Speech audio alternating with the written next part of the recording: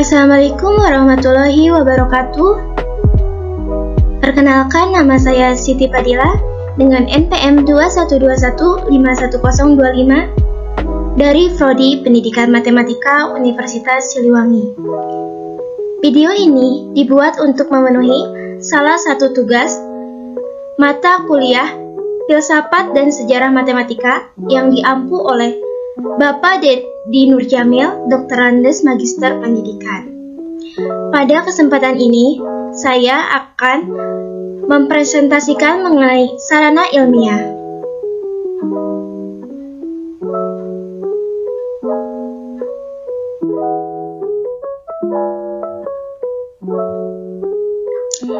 Yang pertama yaitu pengertian sarana ilmiah.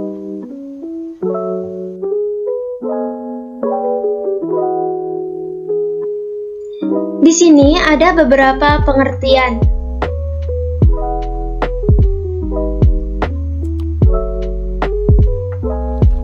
Yang pertama yaitu menurut Suri Sumantri.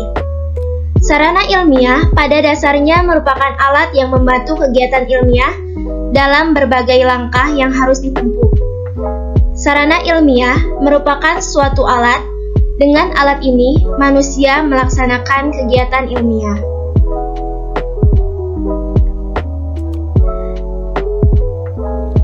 Kemudian menurut Salam, berpikir ilmiah adalah proses atau aktivitas manusia untuk menemukan atau mendapatkan ilmu. Berpikir ilmiah adalah proses berpikir untuk sampai pada suatu kesimpulan yang berupa pengetahuan.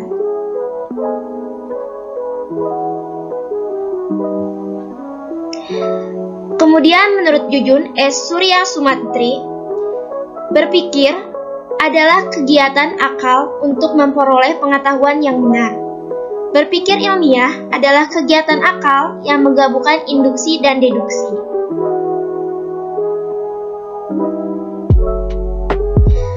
Kemudian menurut Kartono, berpikir ilmiah yaitu berpikir dalam hubungan yang luas dengan pengertian yang lebih kompleks disertai pembuktian-pembuktian.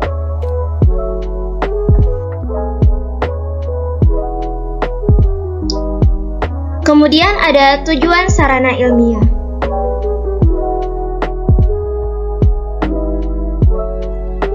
Yaitu tujuan mempelajari sarana ilmiah adalah untuk memungkinkan kita melakukan penelaahan ilmiah secara baik, sedangkan tujuan mempelajari ilmu dimaksudkan untuk mendapatkan pengetahuan yang memungkinkan kita untuk bisa memecahkan masalah kita sehari-hari.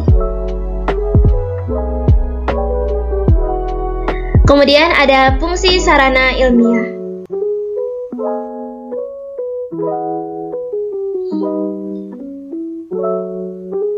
Fungsi sarana ilmiah adalah membantu proses metode ilmiah dan bukan merupakan ilmu itu sendiri. Sarana ilmiah mempunyai fungsi-fungsi yang khas dalam kegiatan ilmiah secara menyeluruh dalam mencapai suatu tujuan tertentu. Menurut Surya Sumantri, pada tahun 2003, pada halaman 165. Kemudian ada sarana berpikir ilmiah. Sarana berpikir ilmiah dibagi menjadi 4, yaitu yang pertama, bahasa sebagai sarana berpikir ilmiah. Kemudian yang kedua ada logika sebagai sarana berpikir ilmiah. Dan ketiga, matematika sebagai sarana berpikir ilmiah. Dan keempat, statistika sebagai sarana berpikir ilmiah. Yang pertama, yaitu bahasa sebagai sarana berpikir ilmiah.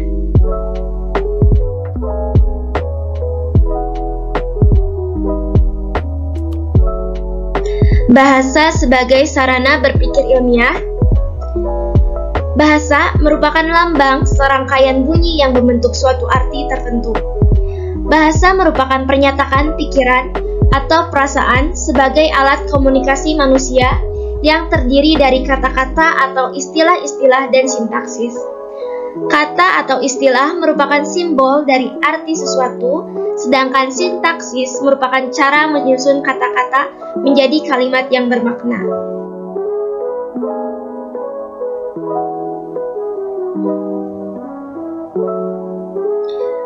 Fungsi bahasa secara umum yaitu yang pertama sebagai koordinator kegiatan masyarakat.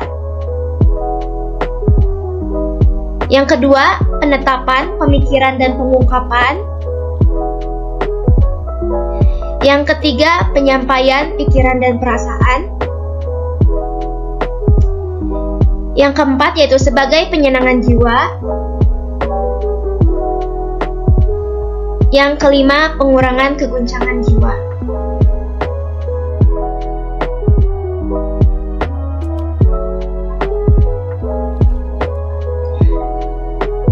Kemudian ada unsur-unsur dalam bahasa.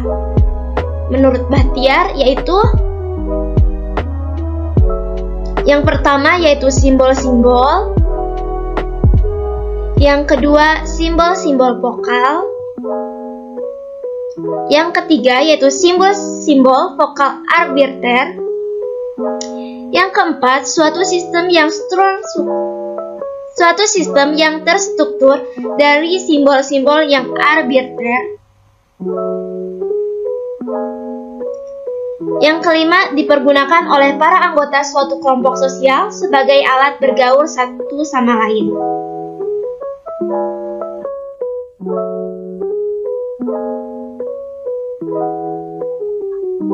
Kemudian ada kelemahan bahasa sebagai sarana ilmiah.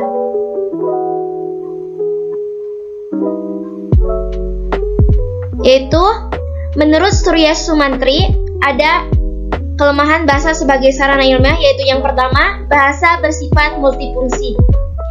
Yang kedua, bahasa memiliki arti yang tidak jelas dan eksak yang dikandung oleh kata-kata yang membangun bahasa. Yang ketiga, bahasa mempunyai beberapa kata yang memberikan arti yang sama. Kemudian ada konotasi bahasa yang bersifat emosional.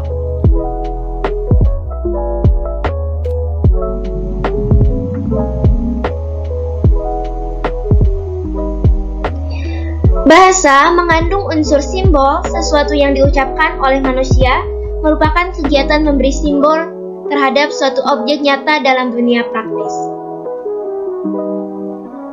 Bunyi suatu simbol objek tidak harus sama antara ucapan dan makna yang dikandungnya.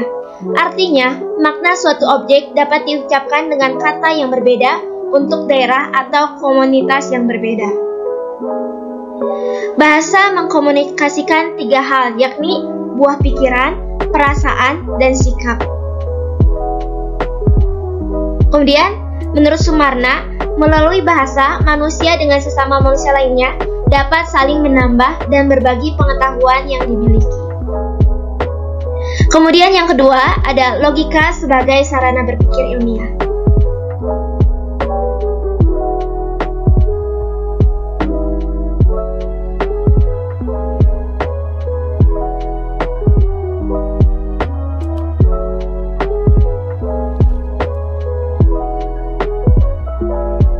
Yaitu yang pertama, menurut Bahtiar, logika adalah sarana untuk berpikir sistematis, valid, dan dapat dipertanggungjawabkan. Logika merupakan kumpulan kaidah-kaidah yang memberikan jalan atau sistem berpikir tertib dan teratur sehingga kebenarannya dapat diterima orang lain. Logika akan memberikan suatu ukuran atau norma, yakni suatu anggapan tentang benar dan salah terhadap suatu kebenaran. Ukuran kebenarannya adalah logis. Yaitu ini diungkapkan oleh Sumarna pada tahun 2008 pada halaman 141. Kemudian ada logika adalah bidang pengetahuan yang mempelajari tentang asas, aturan, dan prosedur penalaran yang benar. Dengan istilah lain, logika sebagai jalan atau cara untuk memperoleh pengetahuan yang benar. Menurut Susanto pada tahun 2019 pada halaman 143.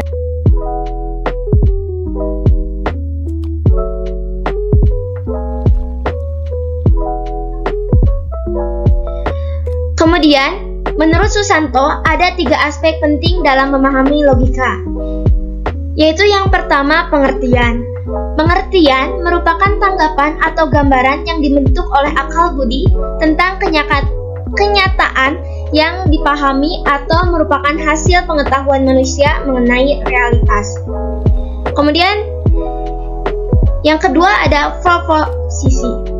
Proposisi atau pernyataan adalah rangkaian dari pengertian-pengertian yang dibentuk oleh akal budi atau merupakan pernyataan mengenai hubungan yang terdapat di antara dua buah terma.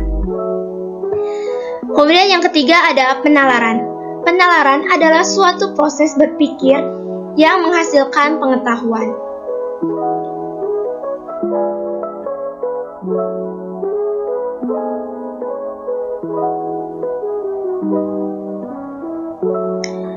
Kemudian ada cara penarikan kesimpulan melalui cara kerja logika,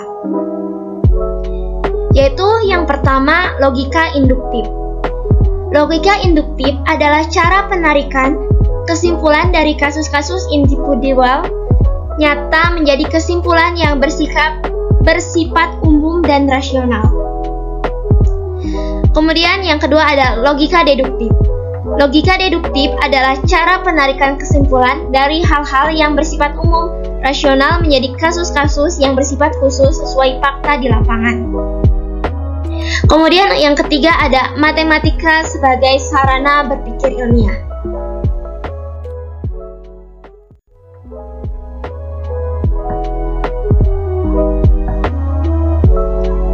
Matematika sebagai sarana berpikir ilmiah menurut Surya Sumantri pada tahun 2003 pada halaman 191, matematika adalah bahasa yang berusaha untuk menghilangkan sifat kubur atau penkabur, majemuk, dan emosional dari bahasa terbang.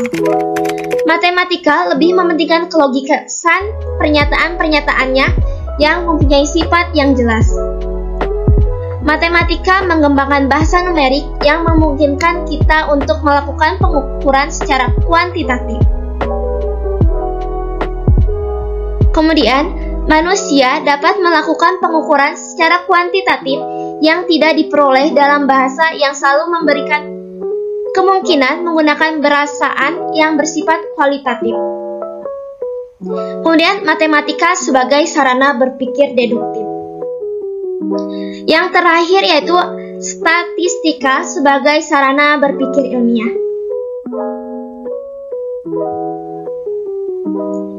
Statistika sebagai sarana berpikir ilmiah menurut Surya Sumantri pada tahun 2003 pada halaman 225, statistika merupakan sarana berpikir yang diperlukan untuk memproses pengetahuan secara ilmiah. Kemudian ada langkah yang ditempuh dalam logika induktif menggunakan statistika adalah, yaitu yang pertama ada observasi dan eksperimen, yang kedua memunculkan hipotesis ilmiah, ketiga verifikasi dan pengukuran, yang keempat sebuah teori dan hukum ilmiah.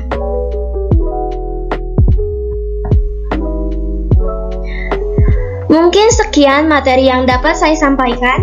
Mohon maaf apabila ada kekurangan. Wassalamualaikum warahmatullahi wabarakatuh.